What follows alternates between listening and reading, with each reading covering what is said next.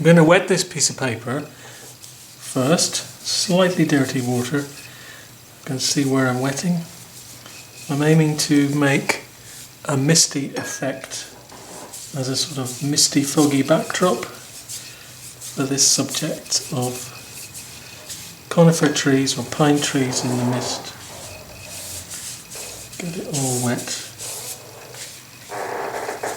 Let's check the edges. So what might happen is the paper will curve upwards because I haven't wet the back as well.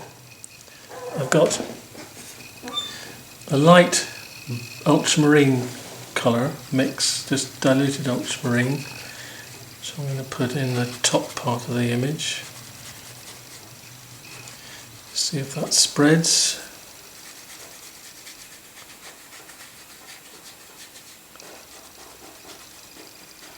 I just want to drag that down a little bit,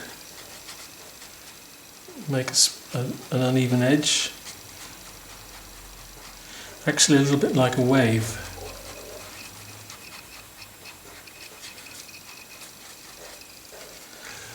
Not enough to make it really dark. This is a colder grey, straight into that, no cleaning the brush. So this is a mixture of ultramarine, ochre and a little bit of crimson. Again, I just want to make this spiky edge slightly uneven.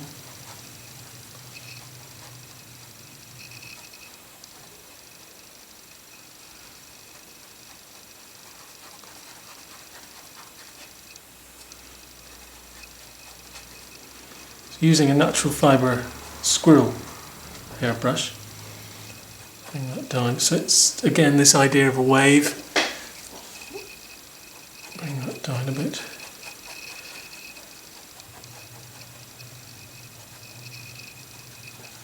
Just merge this a little bit.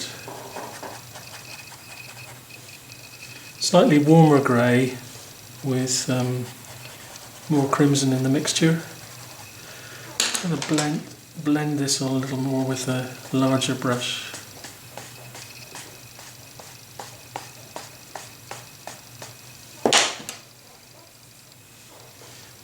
This idea of waves flowing across here. It's already drying out pretty fast.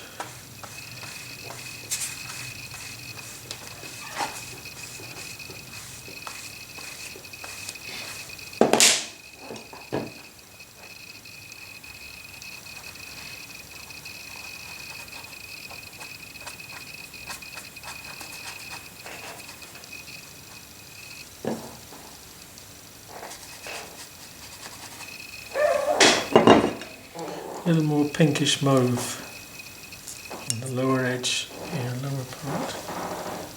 Crimson. A little bit of crimson grey, pink grey.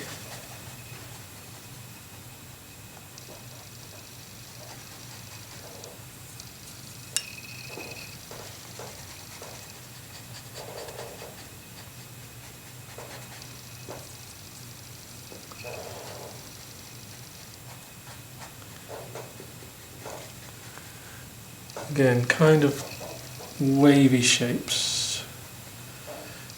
That idea.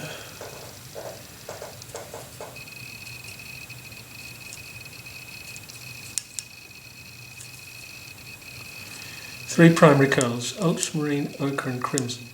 Trying to find a balance, but it's mostly ultramarine, less of the other two.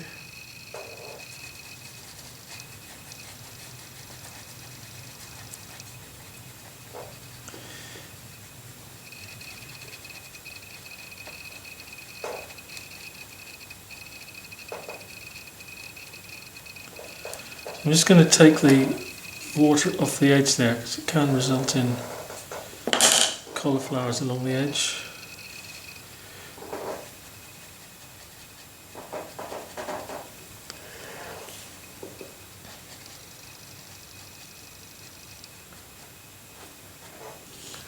So I'm going to let that dry. Better if it dries naturally.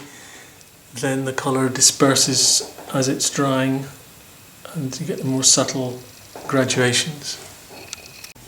The paper's dry now. I've got a mixture of ultramarine, cadmium yellow and crimson, making a warm blue grey or greenish grey. I'm trying out different colour mixtures. I've also been experimenting with mark making a bit to get used to the shapes. I think I'll go for a bigger scale. So it's a natural fibre brush, which means the end is quite floppy, sensitive. So I'll make the trunk shape and then come off that to the left with a sort of dabbing, curving mark. Series of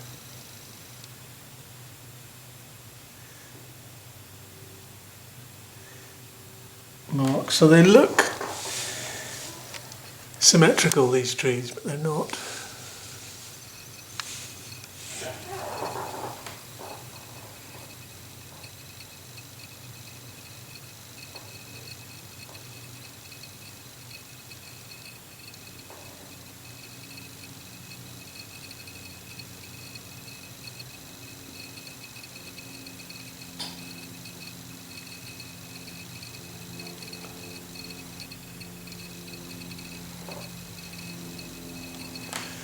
So I find resting my hand, I can control the pressure on the point of the brush.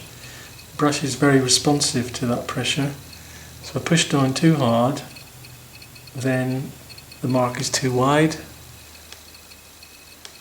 Also, if I have too much colour on the brush, then the mark is vague, too vague.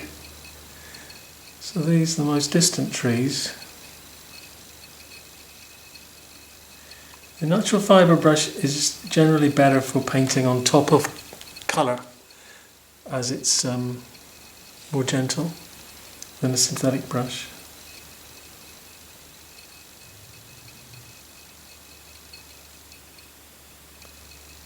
So there's variations on this idea of the symmetry, or asymmetry rather,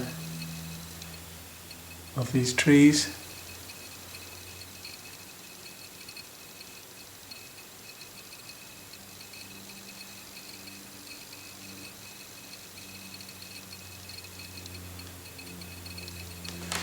I'm starting higher up here and I'm going to work from right to left and work downwards.